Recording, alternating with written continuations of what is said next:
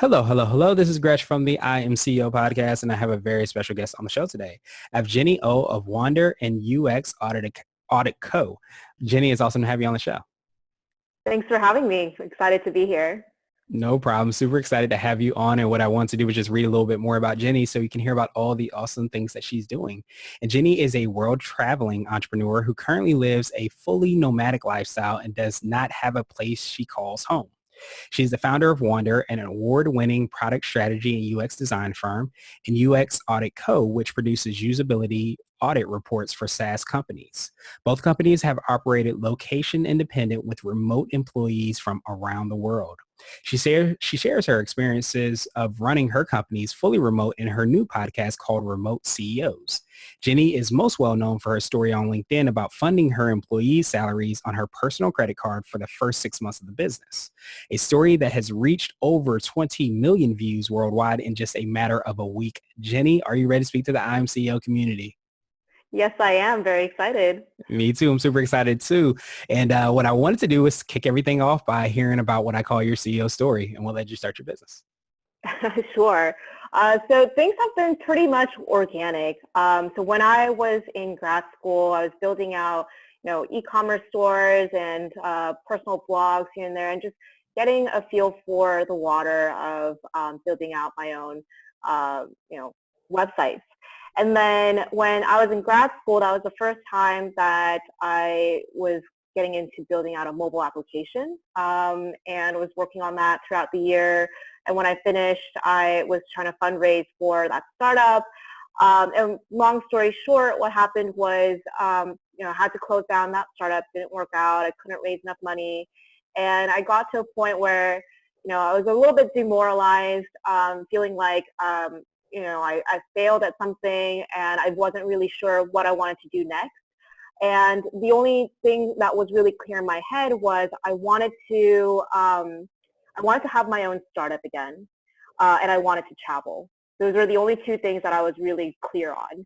And so what ended up happening was, I figured I'm going to just do some freelance work to pass the time and get some money until I come up with the next big idea to pursue again.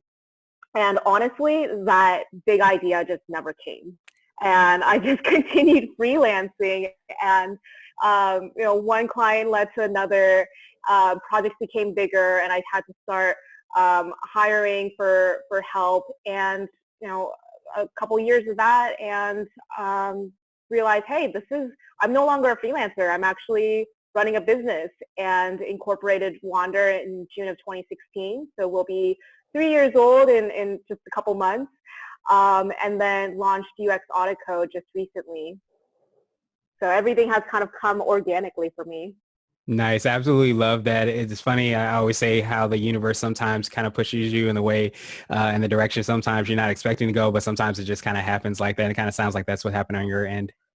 Exactly. And I think it happened for a reason, of course, because I think when I first started my tech company about 5 years ago, I just wasn't prepared. I didn't know anything about technology. I was just a freshly graduated student who just had this amazing idea that I wanted to pursue, and I had no means to get there. And I was just kind of running on trial and error, and that's ultimately why I failed. But now that I've gone through this phase of building everybody else's product and learning about different technology, if and when I do start my own product company, I'm at a much, much higher advantage of success because I've had this experience behind me. Yeah, that makes sense. It's always like Malcolm Gladwell's like 10,000 hours. So you're able to kind of put in that expertise in helping out clients, and that's going to definitely direct you if and when you decide that you want to do something different. You have a lot of those hours kind of put in for that. Exactly. Yeah. Nice, nice, nice. And I wanted to drill down a little bit deeper and hear like how you're serving the clients that you work with. Could you tell us a little bit more about your services and of course your podcast? Sure. So in terms of our services, we do mostly user experience design and auditing. So we'll work with companies, whether they're a startup that are just an idea on a napkin, all the way to Fortune 500 companies. And we'll work very differently depending on which stage of growth you're in. So if you're a startup, we do a lot of validation and brainstorming and getting you to that MVP so that you can go and raise an angel round, and we help through all of that process.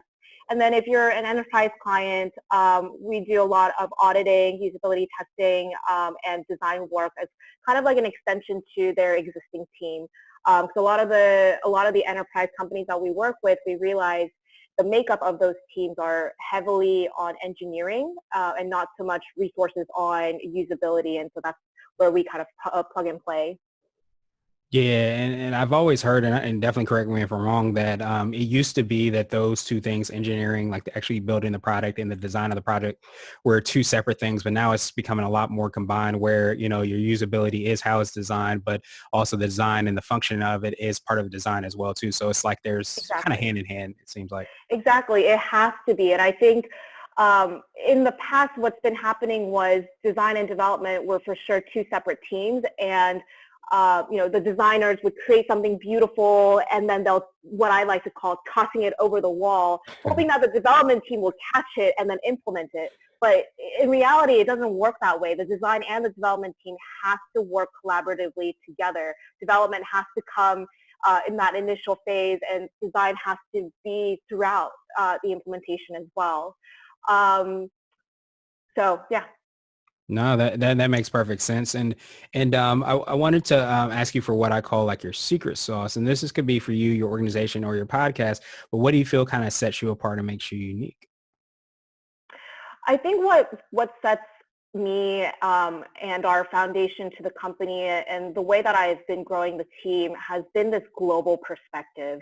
We're no longer bound by the best talent in, a 10-mile radius. For me, especially in what we do, which is creative work, I want to make sure that we're finding the best talent from around the world and not limit ourselves to geography. And with the existing technology and the globalization, we're able to do that. So I would most definitely have to say our secret sauce is being able to find global talent. And for me, like, I love traveling, and I mentioned that earlier, that the two most important things to me was starting my own company and being able to travel. And that goes throughout the foundation of both my teams, that we want team members that are, constantly exploring, not just for the travel aspect, but it allows them to think differently. It allows them to open their perspective, meet new people, understand and have empathy towards, different markets of people. Because in order to create great user experience, you need to be able to empathize. And you can't empathize without having those experiences of meeting new people and exploring the world. No, that makes perfect sense. I absolutely love that perspective because a lot of times when you're trying to do anything, design related, anytime even you're trying to innovate or do anything like that, you have to kind of think outside the box. And sometimes we're in this box where we are looking for talent, as you mentioned, within a 10-mile radius. But really with all these tools and this technology that we have, in this day and age, you really can, tap into an expertise from somebody all the way across the world and be able to implement that into, something that you're building or something that you're growing. And we're really kind of missing out on that opportunity if we're not doing just like you are. Exactly. Yeah. So a lot of the team members that we have are just really some of the most well-traveled people that I've ever met. So I'll give you an example. There was a girl that, she spent most of her adult life studying and working in New Jersey. But when I hired her, she was living out in Bali. She's originally from Belarus. And since we've hired her, she has since then lived in Budapest, Portugal, Spain. She's now back in Southeast Asia, so she's now living in Thailand. So bouncing around quite a bit, but one of the best thinkers, one of the most creative person I've ever met. And I think that evidently is a lot to do with like her being so well traveled. Yeah, and I was absolutely going to just ask that, like, what do you think, how do you think that kind of manifests itself from a business standpoint? Is that because you have a different perspective, because you are immersed and actually living in, different cultures, that you can look at a project completely different than somebody else who maybe is within that same kind of mind frame or environment maybe? 100%. I think for me especially, I've lived in 5 different countries now, and just understanding different markets and how things are, technology in one country can be looked at completely different in another country and culture.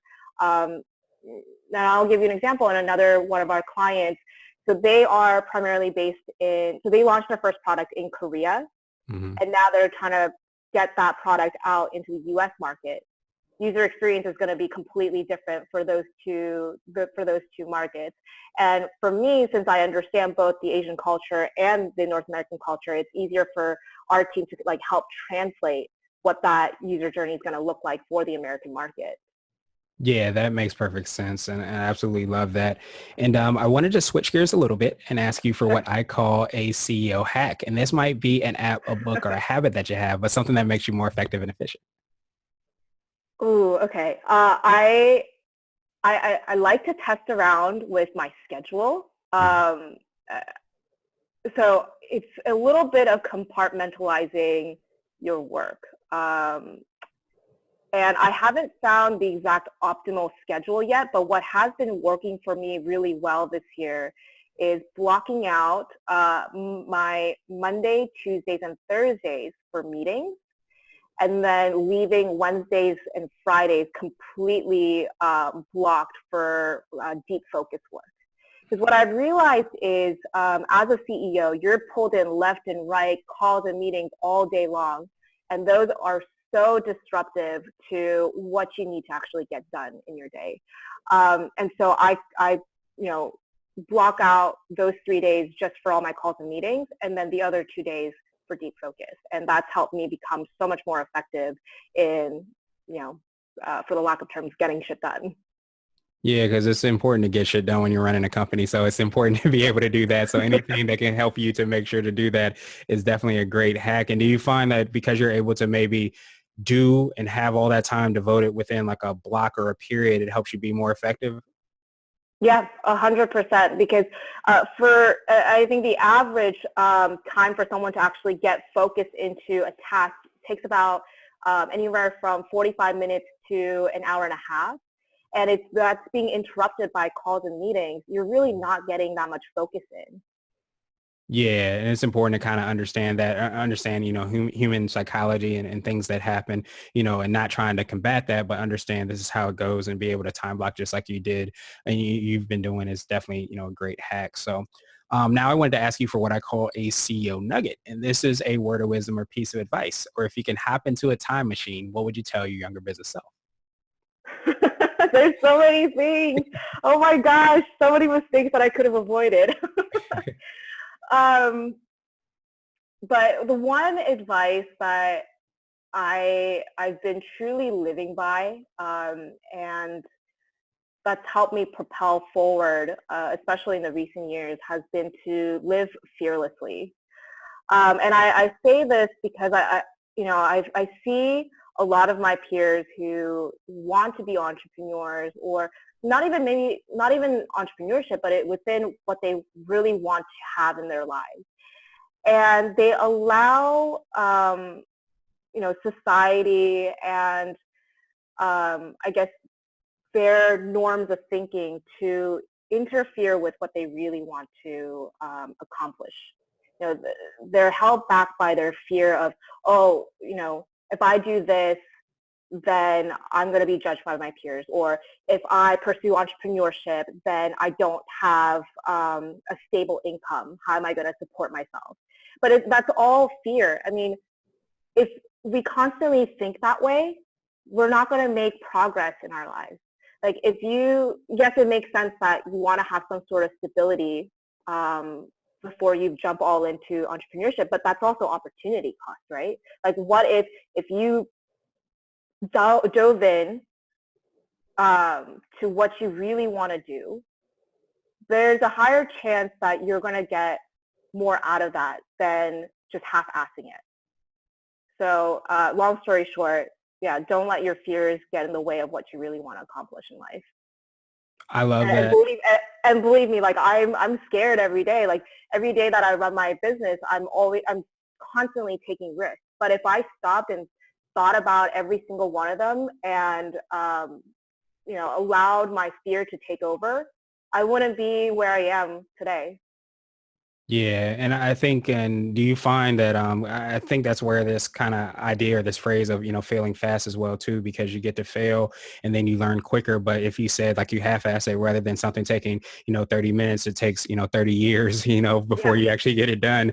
That's gonna be that opportunity cost that you kind of spoke to. Yeah, and going back to your question, like what would I tell my younger business self? I would honestly tell myself to fail more. Mm. Like have more experiences, take more risk, and ask more for help, or ask help more often. Yeah, I think you're spot on with failing fast. Fail fast and learn from your experience, and implementing what your life lessons to the next step.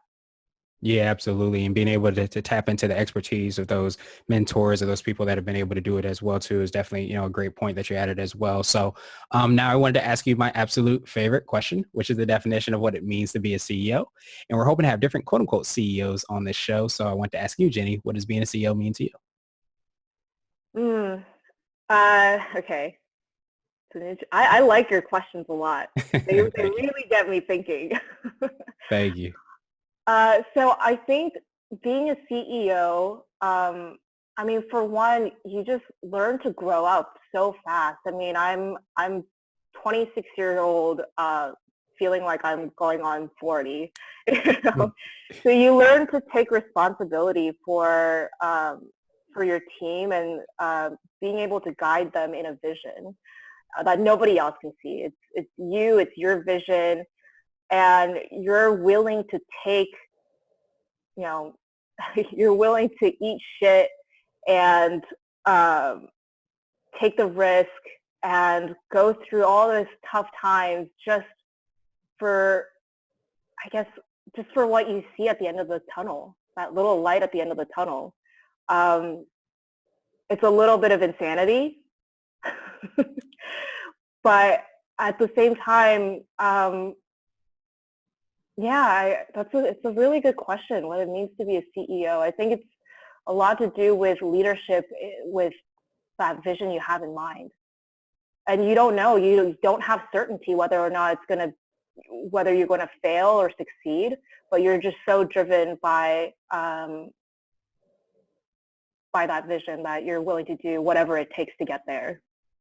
Yeah, I absolutely love that perspective, because a lot of times, like, yeah, you do need that why, you do need that vision to kind of propel you forward. But I absolutely love, how you've been able to build your business as well too, because, it's not quote unquote realistic to be able to travel across the world and to build a business, but you've been able to kind of paint that picture and to do it yourself. And by doing that, you're being a leader and you're empowering others to do that as well. So definitely appreciate you for not just your definition, but also, living that true definition as well. Yeah, and I want to go back to what you just said and emphasize the why you do it. I think so many people are driven by like money and trying to have their I guess like freedom, but without the why, you're just passing by time. And I think it's so important that for every organization, whether you are an entrepreneur or you're just managing a team, to have that that reason of why you're going towards a certain goal. Yeah, and that makes sense. And, definitely for the ups and downs and the roller coaster ride sometimes that is, running a business, you need that why to kind of tap into and to remember exactly like why you're eating shit, why exactly you're eating shit, and what it is for a downtime for the long term. So that's a incredible perspective. And Jenny, I truly appreciate your time. What I wanted to do was pass you the mic, so to speak, just to see if there's anything additional you want to let our readers and our listeners know. And then, of course, how best they can get a hold of you and find out about all the awesome things you're working on. Yeah, I guess closing note, people is everything. Surrounding yourself with really good people, because entrepreneurship, it's a long journey. It's a long, tough journey. And don't get me wrong, it's a lot of fun and there's a lot of rewards to it, but you need to surround yourself with really good support network personally and within the employees that you hire, and mentorship as well. So, for me, like I try to always have good mentors, people who are 2 steps ahead of me and 10 steps ahead of me, and learn from their mistake and get their guidance. And also when it comes to hiring, making sure that you hire the best. Like even if you feel like it's urgent and you need to hire someone tomorrow, take the time to really get to know who you're hiring, and bring them on as more as a partner to you, especially if you're a new business owner or a new startup founder, rather than an employee, because your first couple of hires, they're going to be in it for the long run. So make sure you're thinking of them more as a partner than an employee, and building out a good personal support as well, because these times are going to get really, really tough, and you need somebody or that support group to kind of keep your head strong. And I guess in terms of where you can find me, I'm on Instagram, Twitter, Facebook, Jinny O, that's JINNYOHH. And yeah, I'm also launching my new podcast called Remote CEOs, where I talk about how you can build and scale a remote team. So yeah. Awesome. And we'll have all those links in the show notes as well. But I appreciate your closing argument. I appreciate all the awesome things that you're saying and you're doing. And I hope you have a phenomenal rest of the day. Awesome. Thank you so much for having me on your show.